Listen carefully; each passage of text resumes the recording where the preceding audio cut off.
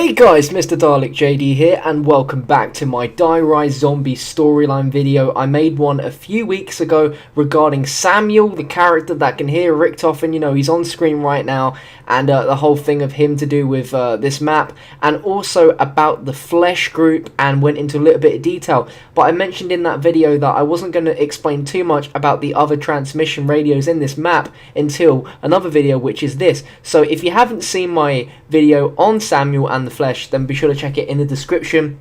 It'll be really insightful for you guys to check that out now and then come back to this video. But if you have seen that, then welcome. This is going to be talking about the transmissions, and you know, if you enjoy the zombie storyline, then it'd be really epic if you could like support this video by giving it a like rating and also leaving some comments as well. There'll be a question up towards the end of the video with you guys for you to leave your opinions. But anyway, let's get straight to it. Attention all on this channel. This is George Barkley, former Assistant Director of the CDC facility in Druid Hills, Georgia. Come on, evil voices! Throw us a bone! Prior to the destruction of our headquarters, our research found evidence that contaminants are now infecting the very air we breathe. As such, exposure of some sort appears inevitable for all survivors. Come on, Symptoms are variable, throw us a but most bone! subjects display short-term memory loss, psychosis, delusion, and paranoia. Short-term memory loss has also been reported, but as of yet, have been unable to confirm this. We advise all individuals to monitor their fellow survivors for signs of the above symptoms, paranoia in particular. Ask yourself, are those closest to you really who you think they are? Are they following their own secret agenda? Are they perhaps plotting against you? The dangers presented by such symptoms cannot be overstated. It was with deep sadness that I myself was forced to euthanize 14 members of my own team. My condolences to their families. I hope this message serves as a warning to all survivors. We must all do whatever it takes to ensure our future as a species. Thank you.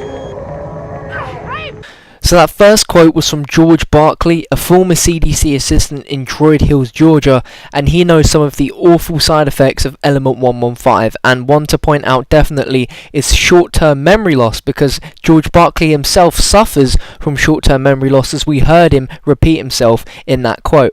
Now he says that the Airborne 115 started to cause paranoia amongst other mental instabilities in survivors, just like it had to Maxis nearly a century ago.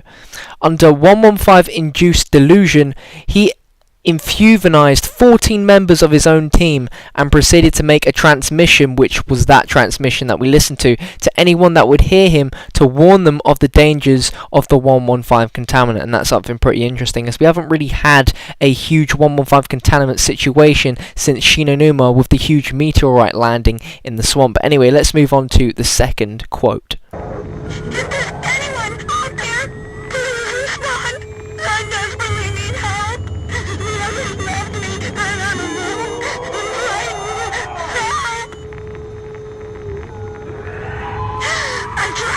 Hear that click click? That's my empty gun, folks! This piece comes here! This piece comes here! I couldn't do it on my own! No!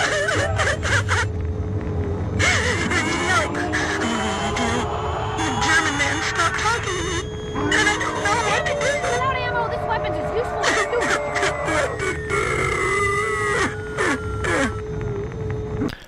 This one's also fairly interesting, because this woman is actually trying to do Richtofen's commands, and she can't do it on her own. You know how in Transit and in Die Rise we get buildable items, and she's saying build this, put this piece fits here, this piece fits there.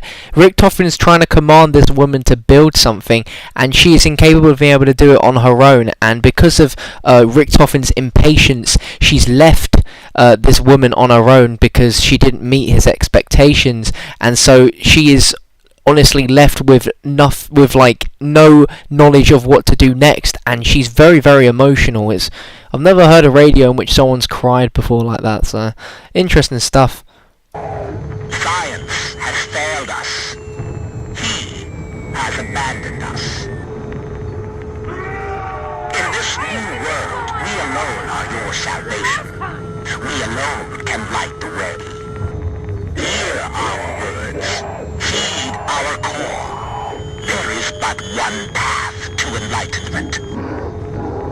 Just as they would consume us, we must consume them. We are the living, I take the berry. and we are the dead. We are the flesh, and the flesh is us. We will not starve. We will thrive. So with this quote, I went a lot more in depth in my previous storyline video. So again, if you want to go in the description and find a really good detailed analysis of this, then be sure to click that once you've done this video. But I'm going to briefly analyze this quote anyway. And a summary of this is basically, this quote is about an organization or movement which began where people would consume zombie flesh to survive, and they were known as the Flesh.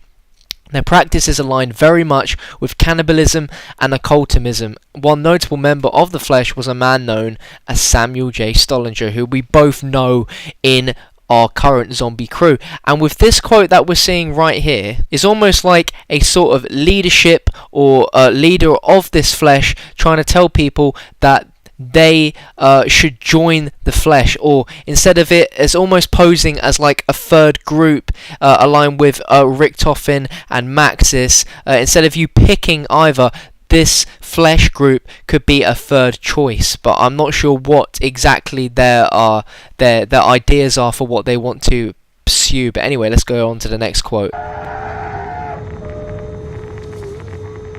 Redcon 5, this is Saber 10. Our sweep failed to find any evidence of survivors on site. Broken Arrow is not viable for new FOV. That's a negative, sir. Records appear to have been destroyed in a fire prior to the facility being overrun. Sir, we believe staff may have been trying to destroy evidence implicating them in the outbreak. Understood, sir. Confirmed drop at T-5. Retreating to safe distance. Now, I really want to thank Murder Machine X for his zombie trilogy thread, where I've been getting a fair amount of the information for this video from, and he's done a fantastic evaluation of this quote particularly, and he explains it as this. This quote is essentially from two military or former military men operated in a mission in this post-apocalyptic world. Now, Saber 10 was the code name of a man with a jet plane, and he was communicating to a man by the code name Retcon 5. Now, Saber 10 was making a sweep over a site they called Broken Arrow with 3 mission objectives. The first one was to find survivors, the second was to find records relating to the outbreak of zombies, and the third one was to evaluate it was a new forward operating base. Now, there were no survivors. All of the records were destroyed by staff in a fire to prevent their own incrimination, and the place was designated for bombing.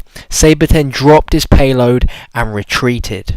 So that's all we know about the actions of these two military men and what they done with that jet. You know, they dropped the Saber 10 jet dropped a payload over the site, and we don't know what they're going to do next. To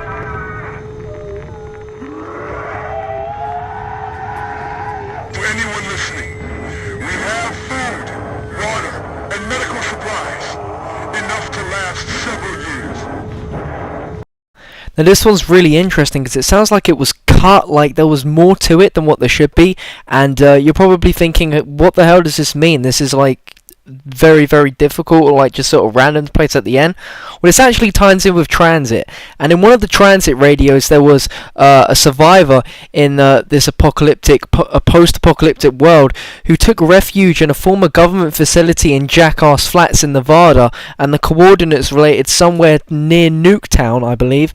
And this is the same guy from the transit radio who said that the leader of the site made attempts to reach out to survivors to let them know this place was safe, and Maxis contacted those survivors through the technology present there, and this is sort of a little bit of an update on what's going on with them guys over there. So what's interesting as well, all of these new Die-Rise radios are all brand new characters that weren't in transit, apart from maybe the one who's talking about the Flesh.